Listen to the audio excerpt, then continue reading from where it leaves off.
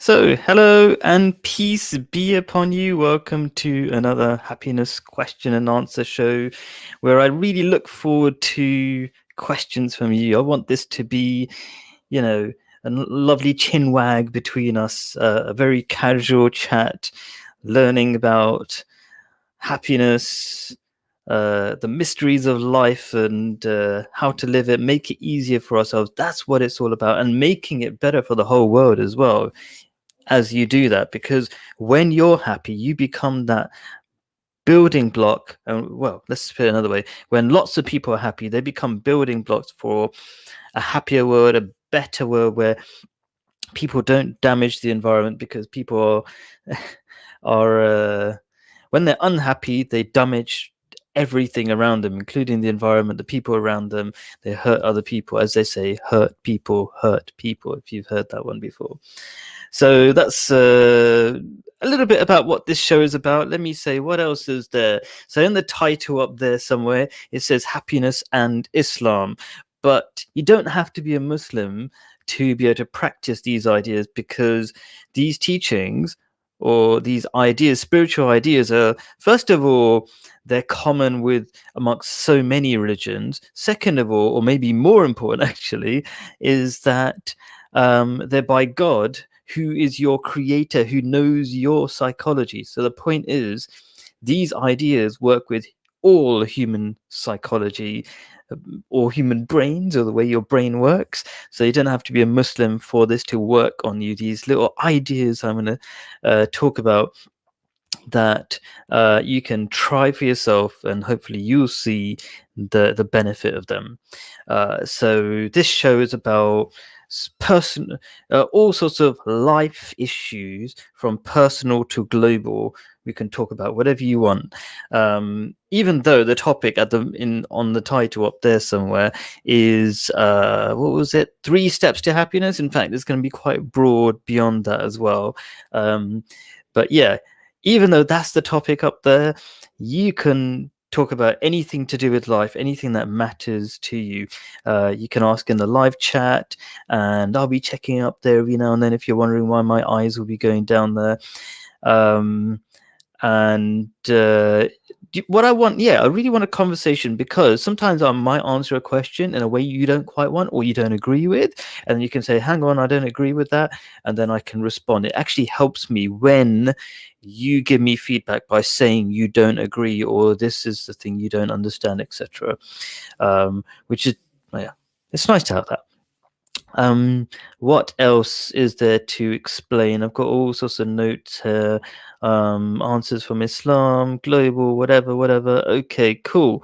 Yeah, I feel like showing you because this is very casual. I want to show you kind of behind the scenes of this very amateur effort. Although I am trying to put the mic up there this time, because apparently that's where whenever I see proper YouTubers do it, they have the mic going up there rather than below.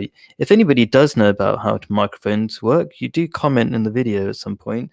Oh yeah, by the way, you can comment below as well if you missed the live show, this live show, which is every week, Friday, 7 to 8 p.m. UK time. Okay.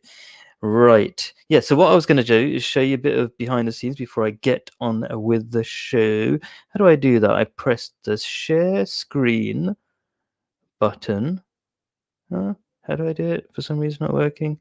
Click. That's interesting. I thought it was as simple as double click. Ah, yes, share screen. Sorry, yes, there we go.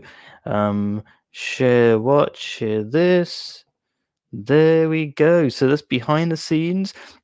Let me give you a tour of my studio. So there's the laptop, the main laptop, there's a screen, there's the mic. But what's interesting is that, I'm using a ring light here. That's interesting for me, at least. Actually, what's more interesting for me is all the funny stuff that you probably might not appreciate. This thing that is keeping my laptop cool is from the oven. It's supposed to keep food cool when you put it in an oven. What else is funny? This seat is kind of was thrown out. Somebody threw it out and we took it. I'm very proud of reusing stuff because it's good for the environment. Not a in a way, one of the reasons why I'm showing this stuff is that kind of like demonstrating how happiness works. Happiness works, first of all, by not really having stuff. I'm like really grateful that I've got, I'm able to buy these things, which are a few quid each, right? But still very grateful that I'm able to do this show. I've got good enough internet. But at the same time, I'm really kind of almost proud. I think proud is probably the wrong word, just happy that I get to use a seat that's kind of, was thrown out by somebody and works fairly well. And the cushion was given by my mum. It's a bit furry, but it's quite funny. I like awkward like that. Or what's the word? Not awkward, unusual. Anyway, that's a bit of behind the scenes. And let's get back to the main show, which are the 3 steps to happiness. Let's get to that if I can remember how to get back to me only. There we go. There I am. Okay, so yeah, let's see. Where am I? Okay, so what I like to start off with is I like to try to give you something in a short amount of time. And so what I like to do is a sort of a weekly happiness tip. And this week, what I'm trying is I'm trying to talk about something that's common out there in the world of, let's say, happiness tips, but is seriously bad for you, and that's called self-affirmation. It's based on a bit of psychology, but really misused, and I'm going to tell you the alternative. So, what is self-affirmation? It's well, first of all, I should say it came to mind because somebody WhatsApped me and he did a self-affirmation thing. I said, "So what's that all about?" And he said, "Oh, if I say that, I'll start believing it." So he's people say stuff like, "I am wonderful as I am. I am perfect as I am. I am what is it? I am really powerful and successful," and all this kind of stuff. And the idea is that if you say it, you'll start believing in it. And that is based on some psychology, which is true. If you say positive things, you become more positive. That is kind of a corner of, there's a nugget of truth in there. And definitely we're also affected by, let's say, behaviors and actions and norms within society. So, for example, often people wear ties. I find that quite funny. I don't really like wearing ties. But let's say in England, we like to wear ties a lot, and many other places. But why would you want to wear a ribbon around your neck? Like, why not around your head, for example? It's just because around your neck is normal for a man for some reason. That kind of thing. So we are affected by norms. And so there is a degree to which if you say stuff, you will believe it a little bit. But here's where it totally breaks down. And then next is the much better logical and spiritual way of approaching self-improvement. So if you just, for example, let's take an extreme example. If you just murdered somebody, maybe you're just still murdering somebody, and you say I am, and you say out aloud to yourself, I am perfect, I am powerful, I am good, or something like that. I mean, you can see that's really wrong. Just by saying it doesn't make it true. And it's not necessarily going to make it true in the future either. You really have to have the intent of doing good. You have to have good intentions and do good actions. In fact, that's all it is, really. If you want to, well, I mean, that's all it is. In fact, the solution, rather than just saying stuff, do stuff. Definitely have a good intention to begin with, okay? Because sometimes Well, quite a lot of the time, when you do an action, you've got a good intention. The action doesn't necessarily have the result you intend. So don't worry about the result, but just the thought and the good action consistently over a period of time. So consistency is really important. And I want to backtrack a little bit. There is something in your brain that is constantly doing this sort of, we call it self-talk, a bit like self-affirmation, okay? And that's your conscience. And that accurately describes who you are to yourself. So if you do something really bad and you really want to ignore it, there's this thing called your conscience, and it keeps telling you you did something bad. And as they say, you won't sleep well at night. And often people who are doing bad things do not sleep very well at night. And yeah, or you've got all sorts of imbalances or behaviors you might not consider bad, but often those things also don't help you sleep very well at night. But we can go into that. That could be part of a conversation. I can talk about that in more depth. So this thing you call your conscience very accurately tells you who you are for real, not this self-affirmation thing where you can make up anything you want. So to work on your your conscience, okay, you have to literally do the right thing. And then your conscience will tell you in your head you're a good person, you are trying your best. And so you do good things and you do it consistently, because if you just do good things every now and then, your conscience will say that was a one-off. Okay, but if you do it over and over again, daily but small, your conscience will say you're trying hard. That's how it works. Okay, this is at least in Islamic teaching, in Islam, consistency is really important. Doing small things and being consistent is really important. So hopefully that will make a difference to your life. It's certainly, all this stuff makes a difference to my life, which is why I'm always so excited about doing these things. You know, there's so many ways it changes my life, from my entrepreneurial activities, how to do big projects, how to be successful at things, how to be happy every day, how to be excited, how to be nice with myself, by the way. And that's something I'll be talking about very shortly. Yeah. And so, by the way, this, you know, even small things like drinking, you know, tea as I go along, that's me being nice to myself and thinking long term, because I don't try too hard in these shows. It's really important to, maybe it sounds really weird not trying too hard, but in Islam, as with a lot of spiritual teachings, it's all about the long term. Life is a marathon, not a sprint, as they say in other non-religious ways or something, but it means it's also true, right? So yeah, that's my quick happiness tip. If you want to be happy, do good things consistently. That's the summary. It's better than self-affirmation. Okay, so I'm going to talk about the 3 steps to happiness, but before I do, I thought it would be fun if I did the 1 step to happiness.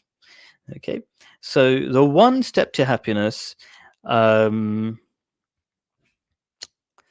yeah, has an intro in itself very quickly.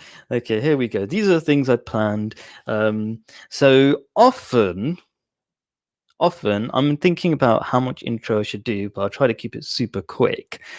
Often a lot of people think that religion generally is there to make our lives tough and miserable. It's a whole bunch of rules, but it's completely the opposite, and certainly not true of Islam. So I love taking quotes from the Quran because they're just so beautiful and spiritual.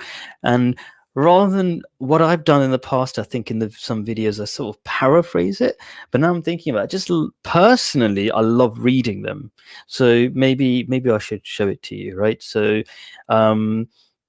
but actually at the same, so what I'm going to do is I'm not going to literally go to, what's it called, screen share and keep showing you the pages where I'm getting it from, but I'm going to paste it so that later on, so you basically, here we go, this is what, so I've pasted a link along with it, but you can see a quote from the Quran, but for him or her, basically, it's a poor translation, let's say. Not a poor translation, but an old translation where they're not too worried about saying him or her. For him who fears to stand before his Lord, there are two gardens. It makes a lot of sense to me, but that's because I know it in context, right? So that's chapter 55, verse 47. Gardens in spiritual terms means paradise, and the context in this is being said is that the two gardens are one garden in this life, one in the next. So basically,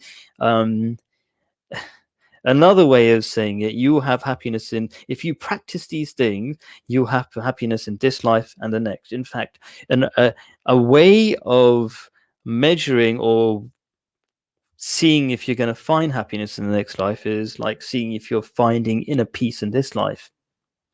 Okay, so that's another way of understanding it.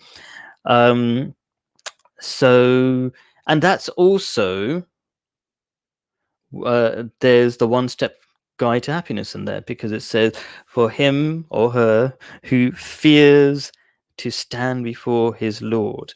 So if you are constant, so I mentioned this idea about the conscience being an accurate guide to who you are, but we don't listen to our conscience a lot, we ignore it a lot. But how do you turn up the volume on your conscience? You become constantly aware that God is watching you.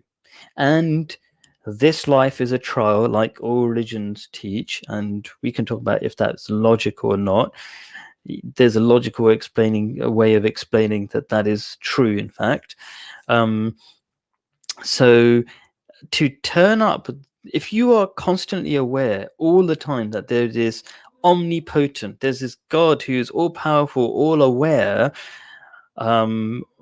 watching you all the time, including every single thought that's coming into your head, then that turns up the volume on your conscience, which is sort of your guide, your compass. Yeah, it doesn't tell you everything that you should do. You need the bits of wisdom. So when you see the wisdom, your conscience goes, yeah, that's really good. Yeah, that's what religion is for. It's all the wisdom that your conscience can only guide you whether to accept something or not, or do something or not, but it doesn't have all the wisdom in itself. It's more like a compass. It's the direction, but not the whole map itself. Okay, so yeah, so if you simply do this one thing, be constantly aware that God is watching you and wants you to be a good person, because in the Quran, God constantly says he's like good and he wants you to be good, then you will find happiness, because when you listen to your conscience, you will end up doing good things. And those good things, what is good? What is the meaning of good? In fact, the meaning of good in one way is things that actually make you happier in the long term. So that's the one-step guide to happiness. Fear God. God is not mean, by the way. God wants you to be good, but God wants you to worry when you're doing something bad, is an explanation. If I explain a bit more, because I do like to explain it, because I don't like to give the impression that God is kind of vengeful or horrible, often described by people who don't like religion. God, right from the beginning, keeps saying that God is the most gracious, meaning God constantly gives you stuff even if you don't ask, and God constantly is in the Quran is described as merciful. But again, the Arabic words that the Quran is written in are so meaningful that it's hard to pin it down to a word. But what those words mean is the God who encourages you to do well, keep pushing you to do well. Like even your conscience pushes you to do good things by telling you off when you do bad things, and then rewards you for doing it, even for spiritual and non-spiritual things. But like if you're trying to make the world a better place or something, I don't know. So that's that. Let's try to get on with the 3 steps to happiness. So here we go. I'm going to get the quote. I love reading these quotes. So this is going to be a quote from something Prophet Muhammad, peace be upon him, said. So I'll paste it there. So you got it in the live chat when you watch it back on YouTube, all this stuff, all these links. And it's going to show in two parts. It's good, actually. They're showing in two parts because the second part is the link and one word from the quote. But anyway, here we go. So you will not enter paradise until you have faith, and you will not have faith until you love each other. Shall I show you something that, if you did, you will love each other? Spread peace between yourselves. So I'm not sure if that sounds weird the way it's said. So Prophet Muhammad, would be, peace be upon him, would be surrounded by his followers, and he used a lot of psychology when talking to people. So he would often ask questions. Should I tell you? And then they'll be like, it's a teacher thing, right? I'm a teacher. You ask questions in a way so that people pay more attention and really concentrate. So yeah, so you will not. So here's the 3 steps. You will not enter paradise. So when you say paradise, by the way, as I kind of explained earlier on, if you have paradise in the next life, you have paradise in this life as well. So you will not have paradise, or basically happiness, in this world as well until you have faith. Okay, and you will not have faith until you love each other. So kind of step 2 or something. And shall I show you something that, if you did, you would love each other? Spread peace between yourselves. Now, that's again, I don't want to say a poor translation. It's accurate in terms of translation, but in terms of meaning, there's something to explain. And I think I might have explained at the beginning of the video, actually, but I know I'll come back to it. So there are 3 steps in there, and let's go through them. So that's interesting. It says yourself twice. No, it doesn't. Okay, sorry. So, I unclicked it. Maybe I should click it again. Click. Let's have that there. Maybe I should have my mouth showing. Maybe it doesn't so weird. Okay, so back here, and yeah. So step 1. So it's actually kind of in reverse. If you look at it, each thing depends on the other.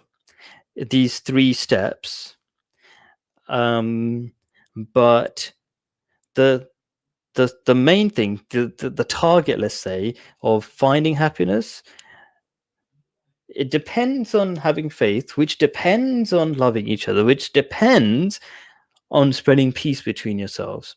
Okay, so really the first step is spreading peace between yourselves. So let me explain that thing, because when it said spreading peace between yourselves, what it's actually saying is spread the salam, which means peace. Okay, but it's the greeting of peace that Muslims and people from different religions, in fact, have used over the millennia to greet each other, and it's a very meaningful way of meaningful greeting. Let's say it means like, I wish you peace, I promise you I won't say anything bad to you or do anything with my hands. That's another saying of Prophet Muhammad, that believes that people who are safe from each other's tongues and hands. Okay, and it also, salam is linked to the word Islam, which means peace of all kinds, inner peace, outer peace in the environment, all this kind of stuff, and peace with God, being at one with God.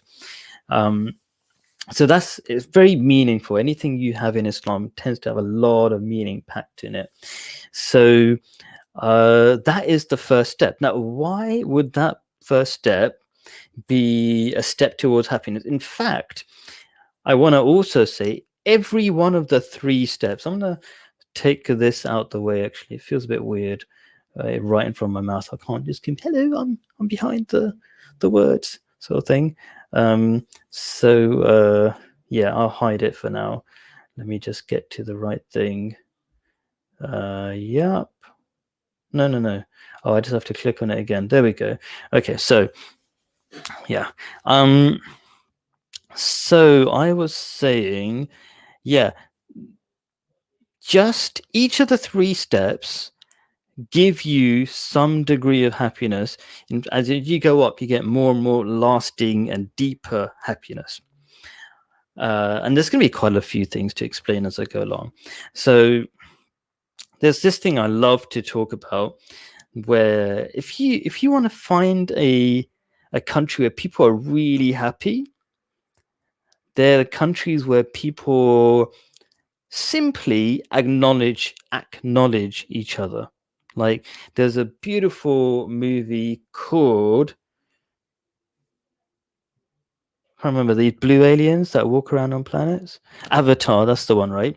And a lot of the whole movie, like a huge part of the movie, is about how they greet each other, and they say, "I see you," meaning I really see you. I appreciate. I'm not just walking past you and saying how you doing and not meaning it. Yeah, I really connect to you. I'm looking into your eyes, and I'm acknowledging that you're there, and I value that you're there. Okay, so it's not like these are new ideas. People understand these ideas, and it's in the West we're realizing that not acknowledging each other is creating this really strange loneliness in cities where there's thousands of people, yet we're lonely because we're so disconnected from everybody. We're not really acknowledging or valuing or loving each other. So that's the salam. And as soon as you do that, you will start finding happiness. This is, again, something you have to experiment with. There is some logical and psychological data to prove that that is the case. And I'll talk about that briefly, I suppose.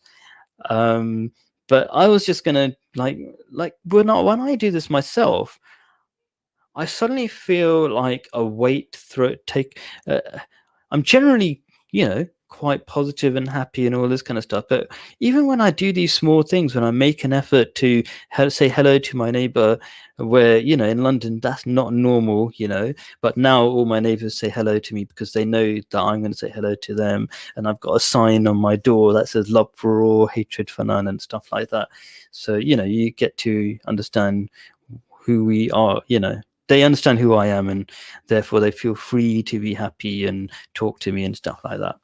Okay, so when you do that, you start finding happiness. I mean, I remember one time noticing it, especially when at some point I knew that I was feeling. I think so I was going to the station, and stations are, this is maybe a very popular station where fairly well-off people go to, and those kind of places are very serious and very intense, and everybody's ignoring each other's gaze because that's a very London thing to do. Never make eye contact, and so you could feel sort of tension and whatever, and not desperately happy. And then I just walked past. There was an old lady who was standing outside her house, and she was smiling for whatever reason, and I smiled back. And suddenly, as I felt like, why am I'm left still smiling? Like, I'm just not smiling. I'm going past. I walked, smiled for a little bit, and that smile is stuck. Okay, and if you watch, if you're a fan of tourist videos, going to far off places, there's one particular place.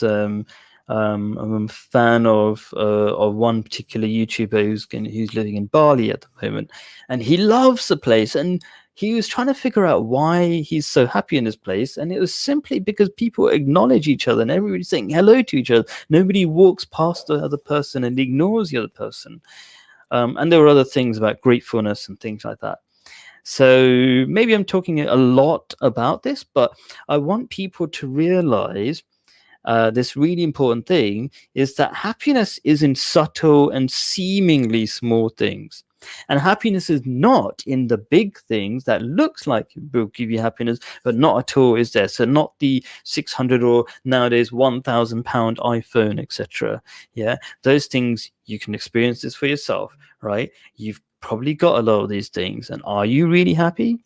Probably not. Okay, so I mean, it's just human nature. We all know this, actually, that just buying stuff doesn't make you happy. So yeah, it's all about the subtle stuff, and this just acknowledging this stuff. And Wishing people well, that's what the salam, peace be upon you, really means. And when you do that enough, there's a couple of strange things will happen. First of all, you start realizing everybody's your brothers and sisters, that we're not all different, that I mean, sorry, let me just rewind a little bit, because you're not really going to go around in a country that's not Muslim, and if you're not Muslim as well, especially, you're not really going to say peace be upon you to everybody in the street, but you can say it from your heart. That's one step, and it will have an effect. You can try it. And there's psychological data about being very giving. Giving gives you more happiness than taking. There's a great talk about money can buy you happiness. A great TED talk. Find it on YouTube. Money can buy you happiness. Okay, that was me typing off screen. There you go. There's my whatever. Okay, so yeah, so you get more connected, then you start. So that's kind of step one. But step one is not. It's step one for a reason, because it feeds into step two. It gets you ready for step two, okay? And that is loving each other. Because by the time you've done this, saying peace be upon you and wishing people well, then you begin to love people, okay? And then when you start loving people, wow, what is love actually? When you say peace be upon you, you're not saying I'm only going to say peace be upon you if you say peace be upon you back. You do it first, and you have no expectation of the other person doing anything back. And that's a very common misunderstanding nowadays of what love is. A lot of people have this idea of romantic love. They do everything to get romantic love, which is this idea that you possess somebody. It's just a very materialistic idea. You possess somebody who will make you happy, and they have to give you that love back. They have to reciprocate it, otherwise you'll be miserable, okay, if you just love them and they don't love you back. But that's not real love, and that's not the love that makes you happy. The love that makes you happy, and this is the logical reason, the love that makes you happy is the one when you give it and you don't expect anything back. Because when you start expecting anything back, that can ruin your happiness as soon as they don't do that, when people don't meet your expectations. But when you're giving, you become more powerful, and you can start giving it away. It's strange, the kind of stuff that I remember from primary school. So there was this song that I absolutely hated singing anything, but we sang it so often. And I think it was very much a sort of Christian song. But as I say, there's so much beauty in all these different religions, because they actually come from the same source. So it says love is something, if you give it away, you end up getting more. I hated singing it, but it's actually very cool. There's some other things I remember from primary school. I hated singing, okay. Not that the words were that bad, I suppose, but anyway, maybe you know that one. Maybe all primary school people in England were forced to sing it in the 1980s. That's how old I am, by the way, kind of. Anyway, so yeah, when you give it away, you start like feeling it more, and you can give it away more, and you just feel happier and happier just by loving each other.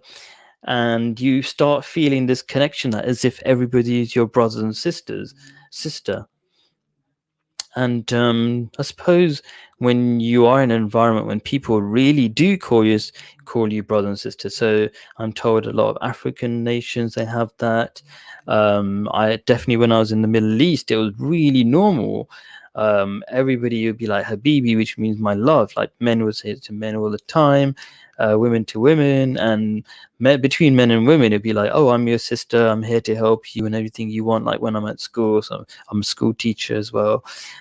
So you'd have that sort of thing, and you just like go, wow. And the men, of course, would say that as well. I'm your brother, I'm here to help you, and they would go out of their way to help you. When you start believing we're all brothers and sisters, we start helping each other, and that's actually what we want to do. We don't want to be closed off in our world, but our own world, lonely in our corners with our gadgets and stuff that we actually want to be connected, but if the culture doesn't say that you can do that, that if the culture doesn't say I love you, you can say I love you, and can I help you out? Can I come to your house and fix the thing with you, whatever?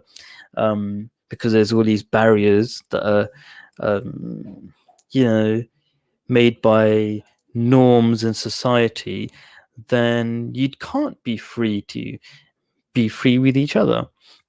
So yeah, love is really important. We're on step 2 at the moment. Now, there's a really interesting thing about when you start loving each other, then you actually give yourself permission to love yourself. And you might be thinking, what is he talking about right now? Because sometimes we don't really think about what's going on in our heads. So one of the biggest problems we face is, so you hear this a lot in the, by gurus on the internet, all over the internet, saying stuff like, be in the present, is what they say, like be in the now. And why is that such a big thing? Because people constantly feel that they can't be in the now. And why is that? Because they feel deep down that they are not enough as who they are. Okay. And I mean, you shouldn't necessarily be accepting of who you are all the time. I mean, the idea is you should always be trying to improve yourself a little bit, because that's what Islam teaches, bit by bit improvement. But you should be kind to yourself. But for some reason, I'm going to explain why in a second, actually, you cannot be kind to yourself unless you start being kind to other people. That's weird, isn't it? Let's explain that. So,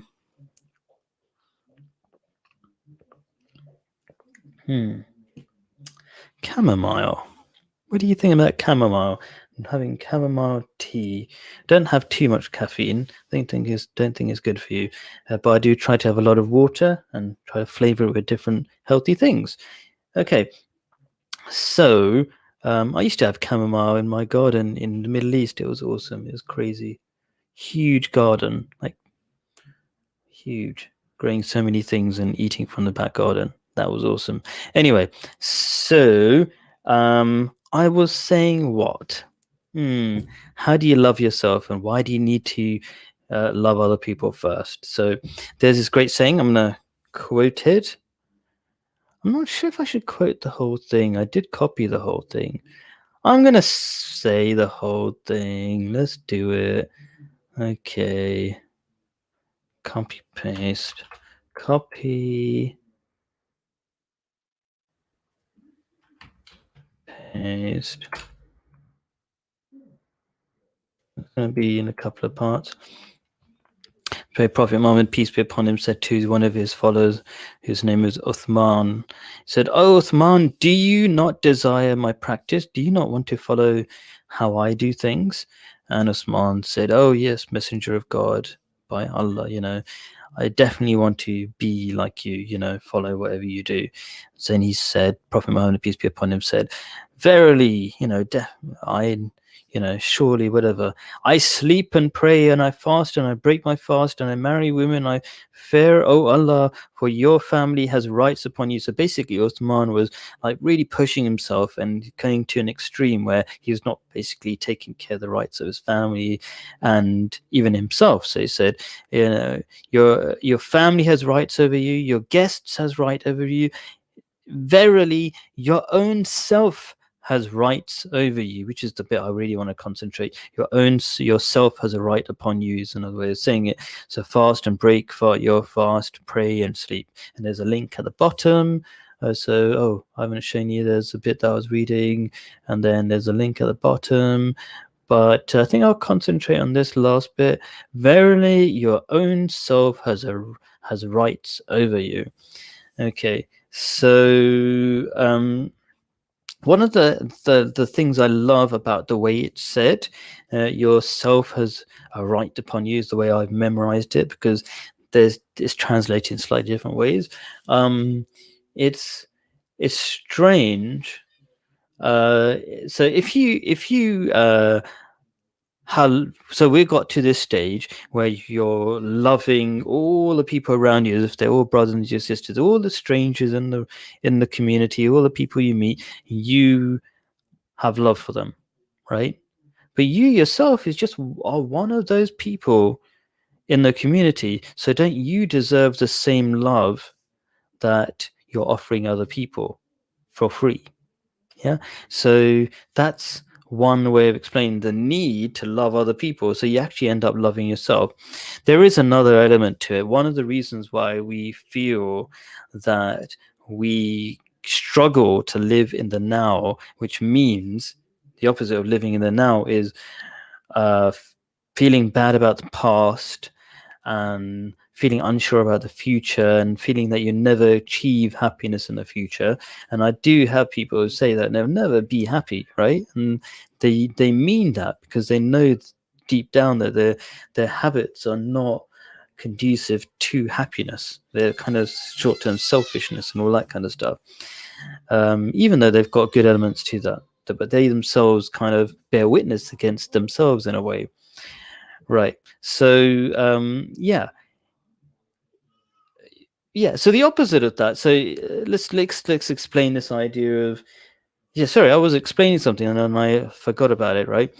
The reason why, another reason why people can't feel that they can live for the now, be happy with what they have, and all this kind of stuff, is because they have adopted materialism as their god. What I mean by that is that they are constantly chasing material things. Now, what happens when you chase material things? It says in the Quran, maybe I should have got the quote, whatever, but I've probably shown it before, that when you chase material things, it's like chasing a mirage. Okay, a mirage is, like water in the distance, especially in hot countries. So it's pretty bad. Like you're being teased by something that isn't really there, but you chase it and you look and when you reach it, when you reach that spot where you thought the mirage was, it's not there because of course a mirage is just an illusion, an optical illusion. It's not real.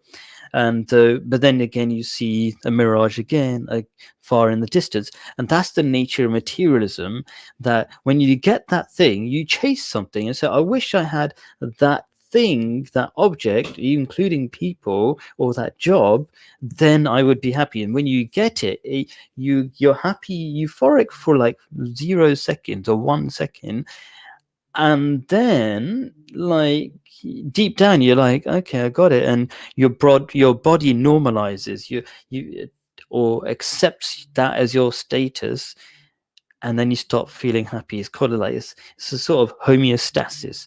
Your body constantly finds balance, so it accepts where it is, even though it's an amazing thing for a minute, then it goes down and becomes normal, and then you chase something else. And so that's the idea of constantly chasing a mirage. That's what happens when you chase materialism. Anyway, so how does that get you to the third step? Okay, so you're starting to love people for free, loving other people, and your relationships are going to be getting better as well, because when you stop expecting things of people and you're being nice to them, they're probably going to be more nice back to you. You're also going to be around nicer people, because like people attract like people. Um, uh, yeah, and then when you're not expecting things back from people, you're also not getting frustrated, and this is not something that happens overnight. It's like you practice it and you get better at it. You start loving. So sometimes you slip into this idea, without realizing you're expecting something from somebody, and then you get frustrated. Then you look at yourself and you go, that's really annoying, but now I'm just realizing, because I know this spiritual truth, I know what I'm doing really is I was expecting something from somebody, and maybe I shouldn't, right? And then when then you stop expecting something from that one person, that other, of the many people you stop expecting anything from, and slowly you start becoming more and more independent and happy because of that. And where does that lead to? That leads you to the last stage, because when you start loving everybody, when you have love for all and hatred for none, which is the thing I have written on my front door, then you become open-minded. Why? Let's think about this. If you really hate somebody, then, and they're telling you something, you're quite likely to filter it out and ignore it, even if it's true. But when you have love, the opposite, then you're willing to listen to them. And then you start absorbing happiness truths which are all around you. Yeah, the truth is all around you. Okay, you just have to be open to it and say, listen to your conscience is another way. So it's kind of coming back to that one step to happiness thing, listening to your conscience. But you don't listen to your conscience normally. But one way of opening up to it is start loving people. Yeah. The other way, of course, is to, fear God, but that's really hard to do all the time. That's why there's a need for this sort of 3-step guide to happiness. So maybe I should have explained that. That it's really hard to do the 1-step guide to happiness, although it's really nice to have that 1-step thing, one thing to focus on. But it's really nice to use these spiritual ideas that can break down the process for you. So that's the idea of this 3 steps. There's many, many ways or things that the Quran and Prophet Muhammad taught to make you get to happiness really easily. So basically love opened your mind to happiness truths, and then finally you're ready to learn, because before that you're biased against truth. You say, I'm not going to take happiness ideas from Islam or Christianity or atheism, if you're against atheism or something. I'm not going to, take happiness truths from there and there. I'm not going to take happiness truths from that 5-year-old. But children know a lot more about happiness often than adults do, so you can learn from everybody. Just from their practice. They might not say stuff, these kids, but they'll teach you a lot. Maybe I think I'm thinking we're talking about that nearing the end. Have I got any questions? No? Okay. Here's a quick happiness idea just thrown in before I finish off the 3 steps. Like, you might be wondering, like, oh, people are asking questions. How do you feel about, like, a lot of people on YouTube nowadays are like, I want 1,000 or I want 1,000,000 views and all this kind of stuff. Like, don't you feel bad that you're not getting 1,000,000 views? First of all, like, I'm really happy that increasingly more people are watching this, usually afterwards. And in some ways, I think maybe it'll be easier if people ask questions, because it's kind of fun interacting, but I'm kind of getting used to talking by myself as well, although some people do ask questions. But here's a little happiness thing that could make a difference to your life. It certainly does to mine. There's something in the Bible, as well as the teachings of, well, it's the saying of Prophet Muhammad as well, and it goes something like, if you save the life of one person, it's like saving all of humanity. And if you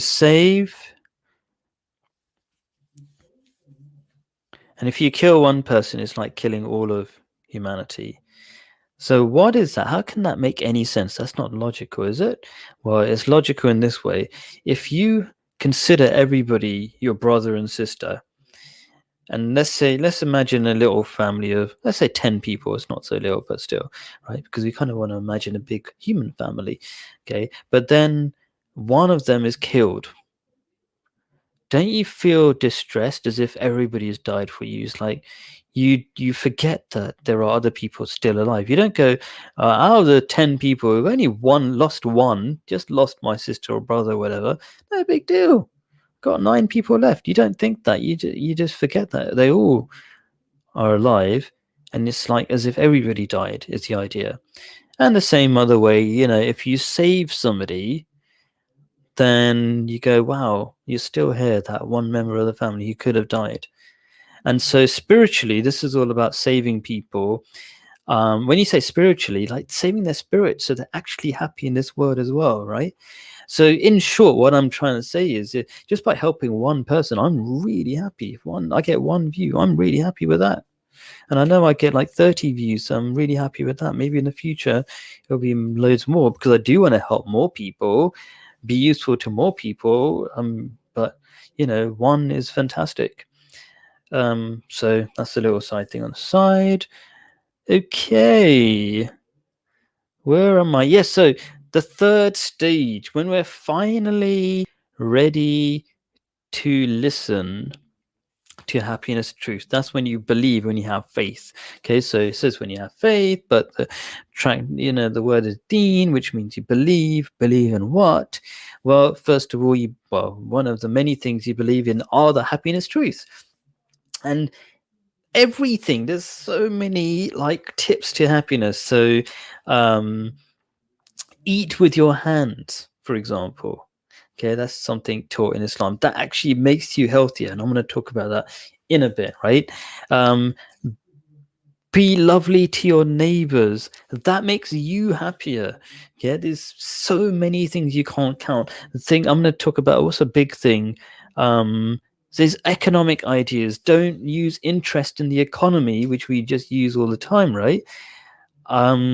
Because that actually destroys the economy. Maybe I'll talk about that as well later on.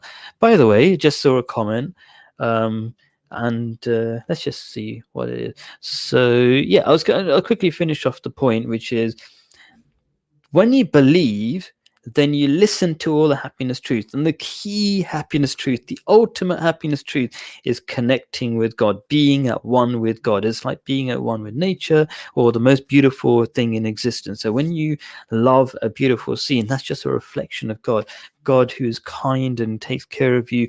You have a innate or natural attraction to God, the most sublime, the most beautiful. You want to be like God, even if you don't realize it. We can talk about it, but I'm going to have a look at what's this comment. Hello, Khalid. I've been following you for a while, and nothing but love for you, brother. Okay. Hello back. Peace be upon you, and I love you too. Fantastic. I love that message from Kay. I suppose I'll click it and stick it on there. So I really appreciate you watching. And by the way, if it's helpful, I do daily videos, 1-minute videos, which with these kind of ideas in bite size, as it were. So yeah, and you can always ask questions in the comments below if you want, if you missed the show or you think of the question afterwards, for example. So feel free to ask anything that comes to mind. There's nothing really, I don't think, that I go, ooh, that's not allowed. Means I really look forward to any questions, is another way of putting it. So thank you, Kay, for asking that question. Not that question, for just showing that support. I really love that. Thank you. Right. So what's next? Yeah. So I was going to talk about examples.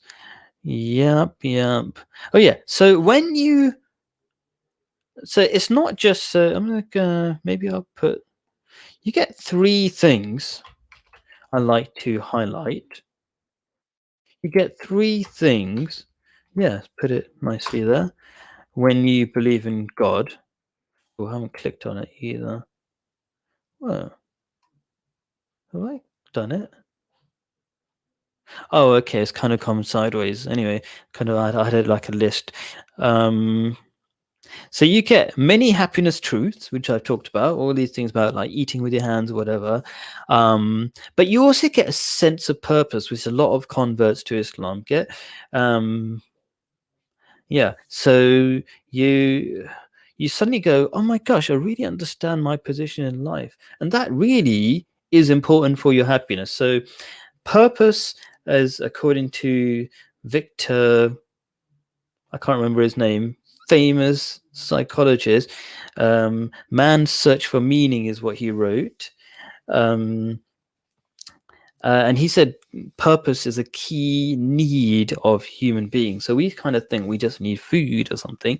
After getting food, after eating alone, we only need a tiny bit of food, okay? But we consume a lot more than that because we feel so empty because we don't have purpose and things like that. There was a great movie I watched recently. I probably mentioned it last time. It's called Passengers, and it's like they're stuck on this spaceship for, I don't know, 90 years or something on this long journey, and it's all the idea of being a passenger is like for a metaphor for life. You're a passenger on this journey, and they kind of demonstrated how people are just happier when they've got something meaningful and useful to do. Like, not when I say meaningful, obviously it doesn't mean like killing people. It means more like making the world a better place. So it really makes a huge difference when you have a purpose, and that purpose is really your purpose, not a made-up purpose. Then you know your nature, your actions are in line with your nature. Cool. And then God, right? So the last thing on the list is God, right? But the most important thing. And I think so. For me, the way let's say, came to God, as it were, was this absolutely beautiful verse of the Quran. Maybe it will mean something to you as well. Okay, so maybe I'll quote it. I didn't find the link. I didn't get the link. And let me show you how I get to the link. So while I'm doing it, so I click here. That's my little notes. Then I'm going to go here. Then I'm going to go to one of my favorite websites, Al-Islam. Yeah, you can do this yourself. I'm kind of demoing how you can find stuff. Light upon light. Hopefully you'll find it. Let's see. No, I think the search isn't working. But it doesn't matter. I'll show you the other thing in a second. 55 minutes past. Ah, okay. Right, what am I going to do 55 minutes? I think the search is really not working today. There's something wrong with the search. Let me say west. Nothing comes up. That means, yeah, there's something wrong with the search. I noticed that a short while ago. So let's forget that. Let's get what we do have. So our connection with God, we have internal pull towards God. And there's a beautiful description of how and why. And see if it means something to you. Exalted. So this is this is a book written by the the second coming of Jesus, right? Or the promised Messiah. Maybe that sounds really weird, but let me quickly give you an intro to why that should not sound weird at all. All the different religions of the world, the great religions of the world, Hinduism, Buddhism, whatever, Christianity, in Islam, whatever, they all promise that there will be a person who would come. And if you look at the dates and everything, all about the same time, which was about 100 years ago. And it kind of makes sense that the world needs a rejuvenator. There's not myths and fables, these prophets. They really existed. And it makes sense if all these religions were from one source, and now we're at a time when there's a global village. It makes sense that there should be one leader sort of religious leader to unite all religions, which already came, Prophet Muhammad. But anyway, let me just quickly read this thing. Exalted being. I should have thought. Oh, there we go. Let's make this big. Is it on the screen? It's full screen. Cool. Let's get rid of this so you can read. Okay. Of the natural conditions of man or people, humanity, is his search after an exalted being towards whom he has an inherent attraction. This is manifested by an infant or a child from the moment of its birth. As soon as it is born, it displays a spiritual characteristic that it inclines towards its mother. Cool, I just seen a comment. Maybe I'll... Okay, I'm not sure. Did I even put the link? I should have copied the link as well so you can get this book, and then I'm going to check out. Did I paste it? Where did I paste? I'm going to look at your question, Kay, or your comment. Just paste. this verse so people can read it for themselves. So that's the book. Search for an exalted being. What does this say? Hello. Hello, Khalid. I don't mean to stir. You're not going to stir. Don't worry. Anything up. However, I've noticed that you're a follower of the Ahmadiyya. That's absolutely true. Well noticed. Good. And would like to take your opinion on what you think of this. Okay. So feel free to expand on it, but I'll start answering. So I really appreciate your question. Absolutely nothing to stir about. You can ask me all sorts of controversial, whatever. This is not even controversial, but nowadays almost everything seems to be controversial. So, and it's really important that we talk, communicate and stuff like that. So literally, honestly, I have love for all and hatred for none. So hopefully that helps. So anyway, so what do I think about it? As I mentioned, it's logical. What is Ahmadiyya? Ahmadiyya is not a new religion. That's a really basic thing. It's like the followers of Jesus were sometimes called followers of Christ, but he really said, and as did Mirza Ghulam Ahmad, the second coming of Jesus, say that not bringing a new religion at all. Is it? I think one of the major things that people might be confused about is this idea of, well, didn't Prophet Muhammad, peace be upon him, say that he was the last prophet? Well, no, actually he did not, because in the Quran he said he's Khatamun Nabiyyin, and if you look at the context, so he could have said Akhir, which means the last, but he didn't. And even the context in which it's said, I might be going in a direction that's not of interest by you, because I'm not sure what's your background, Muslim or whatever. But in the context, it says, I am not the father of any of your men. Okay, because in that time they valued having children, because that was their progeny. They're going to show that was how they're going to that is their children were their legacy, as it were. So that's not my legacy. You're ordinary people. My legacy is I'm going to be the khatam, which means the person whose stamp is upon everything that comes after me of the prophet. So yeah, prophets can certainly come, and even the other Muslims actually believe there are prophets after Prophet Muhammad, because they believe Jesus will come after him, but they say no, he was born before. But that's kind of a weird twist, He's the last prophet is the last prophet alive, So I hope that explains something. But in terms of generally, world religions, it makes sense that all of humanity, now that we're living in a global village, should be one. And yeah, I wonder what else you might want. But if you got anything else to say, I can hang on for a bit longer. What specifically you want, but if you want, you can ask questions in the comments below. I will spend say 1 more minute. What else would you be interested in about the Ahmadiyya?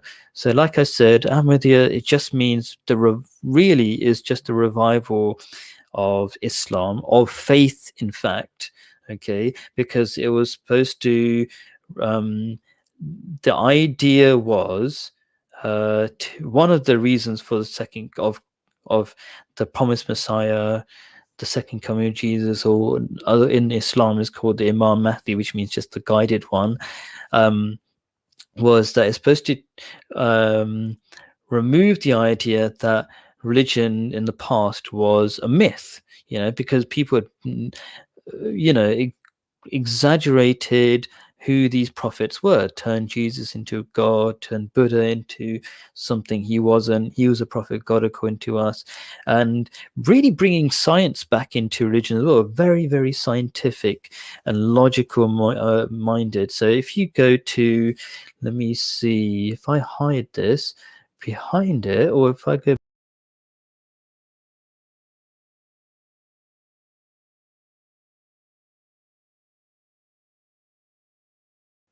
oh, good. Okay, so bigquestionsanswer.com. It's a very easy way to find out, and on there is my website. So bigquestionanswer.com is my website. It's also in the link in the video, and it says books, that all these free books, and you can see scientific explanations of so many things that are taught in Islam. Oh, cool. Okay, let's keep this going. So I have left a link on what the Salafi Muslim scholars think of Ahmadiyya. I'd like to hear your opinion. That's cool. Let's go for it. I don't know where your link is. Oh, wait a sec. Have you left a link earlier on?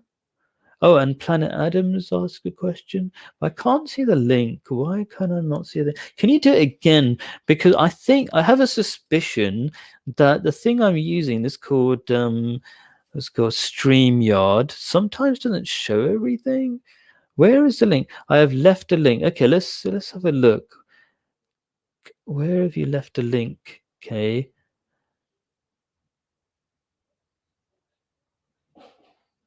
I can't see any link, by the way, but I'd love to see it. You could even post it afterwards, maybe, or post it again. Maybe I'll see it. Okay.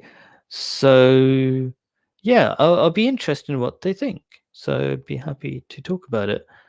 Um, How to love those who may hate, dislike you.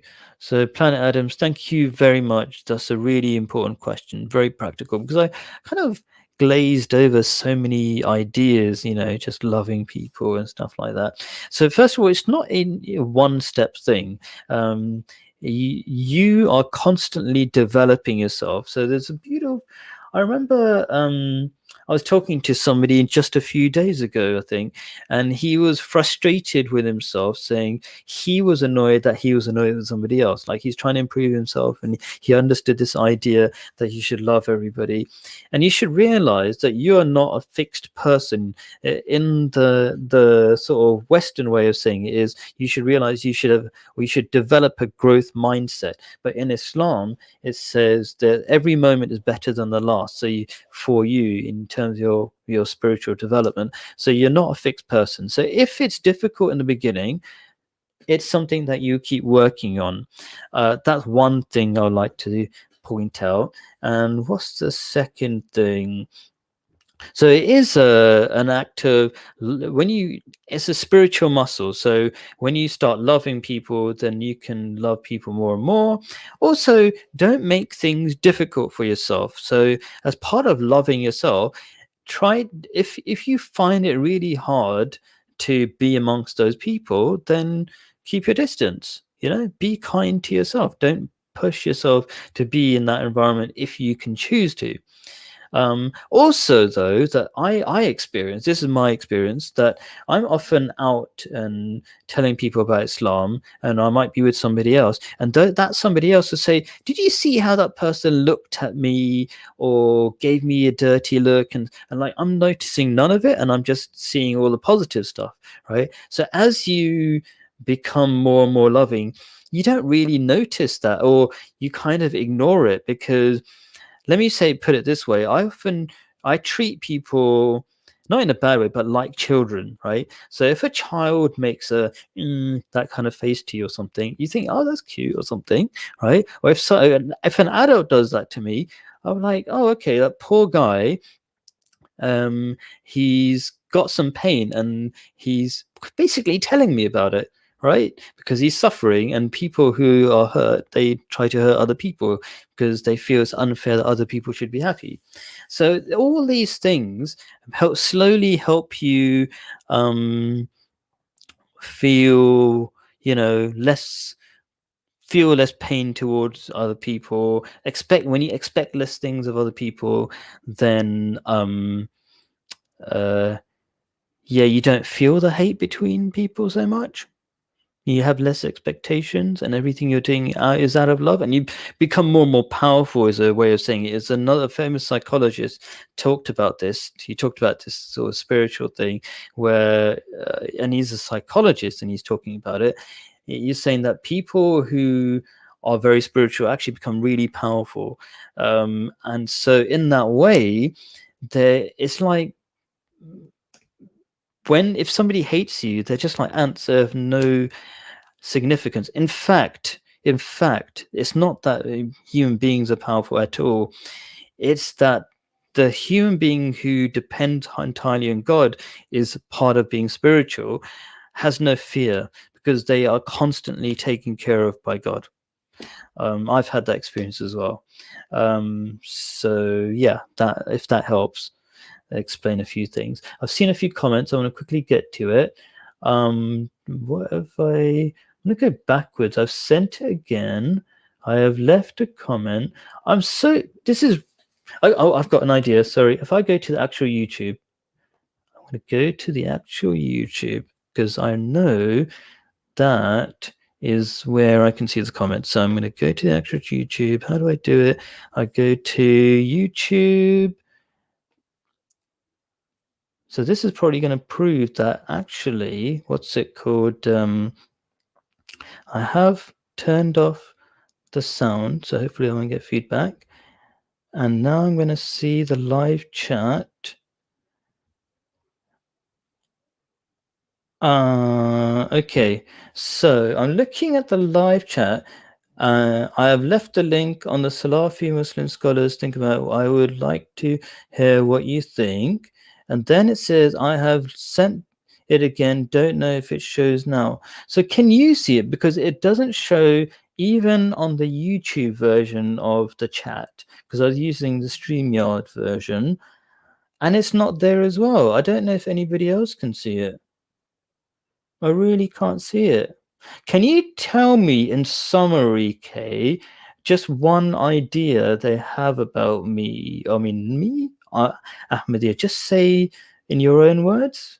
Maybe that's actually better than me trying to read the thing and then summarizing, and maybe summarizing in a way that you don't agree with or something. In my summary might be wrong. So if you do that for me, that would be great. So just summarize one thing that Salafi Muslims have got to say about Ahmadiyya Muslims, which is just Islam, really. Yeah. So hang on for a minute, if you like. Just maybe a few words, Kay. So I should apologize to StreamYard. It looks like everything does come through. Maybe. I don't know. Maybe I just don't noticed. Welcome to the live chat. Remember to guard your privacy. I'm just reading everything to see if I've missed something or not. Nah, sorry, Kay. I really can't see it. Just if you can summarize it, I will hang on for a bit longer, but not too much longer, because it's Friday. And you know what happens on Fridays? Okay, Friday is basically a mini Eid. It's like every Friday is a celebration, and my family are waiting. I love talking to you, Kay, but they want to watch a film or something right downstairs. We got a party downstairs, right? So I really want to answer your question. I'm gonna hang on for up to 1:15. So my family often listening downstairs. 1:15. I'm gonna be down there watching that film, whatever we're doing, or playing Worms, which is an awesome computer game. All right, okay. So okay, if you can summarize.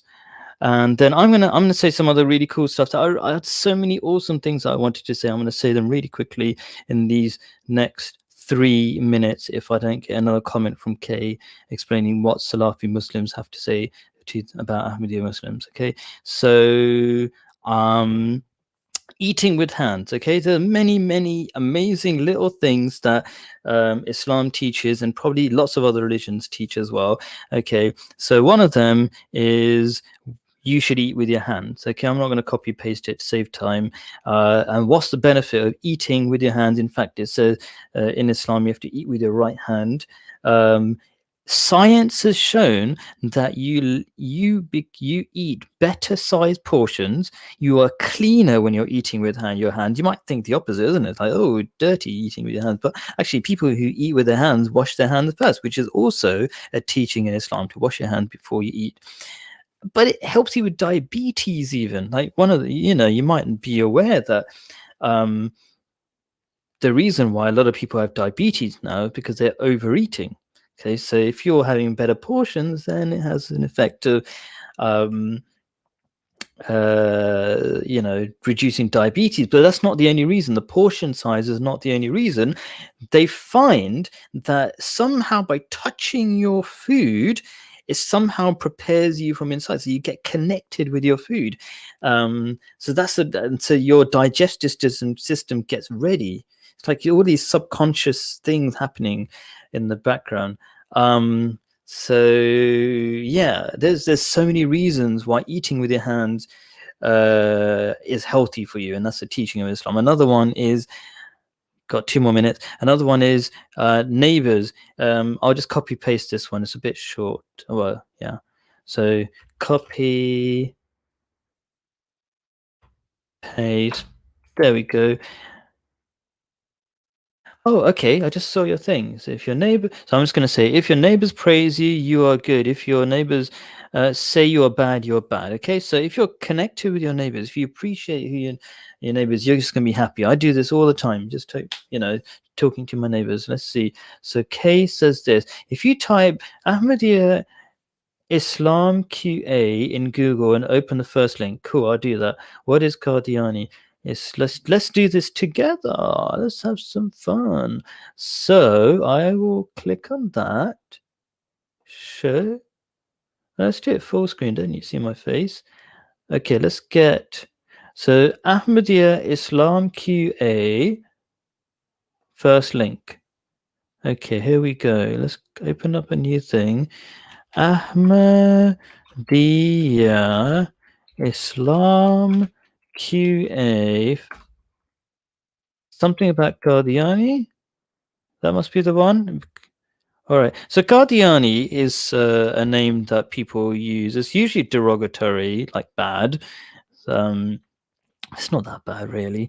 It's just like the promised Messiah, the second coming of Jesus, the village in which he was born in, lived in a lot of his life, was called Qadian. I think it's in South India, whatever. Anyway, what is the Qadiani Ahmadiyya sect? Is it permissible for a Muslim to marry one of them? I just want to know, blah, blah. Okay, so shall I read the question? I suppose, okay, whatever. Let's just get to, okay, so 15 past, but here we go. Praise be to Allah. In the answer, we have explained that this group, which is known as Ahmadiyya Qadiani, follows of Mirza Ghulam Ahmad are Kafirs. Okay, Kafirs are not believers. Okay, so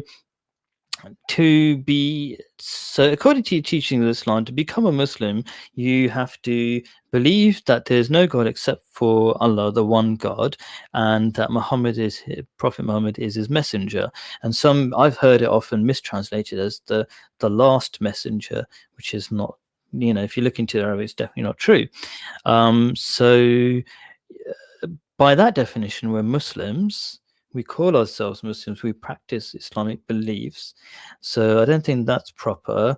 And there are sayings of Prophet Muhammad that if you call somebody else not a Muslim, or a kafir, as it were, then you automatically become a kafir yourself. So probably not advisable to do that. In that answer, you'll find discussion of the kafir beliefs. Okay, based on this, it is not permissible for a Muslim married to one of them or give his daughter in marriage to them. So, I mean, at the end of the day, it's up to you, what you want to do. If you have a daughter and you don't like Ahmadiyya Muslims, then you don't marry them to, it's your choice, really. I don't think it hurts Ahmadiyya Muslims, personally. And do not marry the idolatrous to, yeah, okay. So I do agree that it's not healthy if you so I agree with this teaching in Islam that try to avoid marrying your children to people who have very different belief systems, who really don't believe in anything to do with Islam, because you have a lot of friction in that marriage. And especially if you want higher values and that other person has no value system at all, then that's not good for you. So in that sense, I agree with this, generally speaking, but I'm not saying I agree that we are kafirs, non-believers. I think that's incorrect. Please open question 460 above. 460. Oh, Qadiani, the light of Islam. Okay. All right. Praise be to Allah. Okay. I appeal to you to answer the questions that I previously submitted, as the problem has for months caused me nothing but trouble in my local community. Interesting. Even if I had the support of fatwa, it might not help. If someone is not a Qadiani but knows that they believe in a false prophet and accept Qadianis as madhab in Islam, not sure what madhab means in Islam, they out of Islam? I believe that they are out of Islam, and I'm acting on that belief in my conduct towards such people. Okay, so and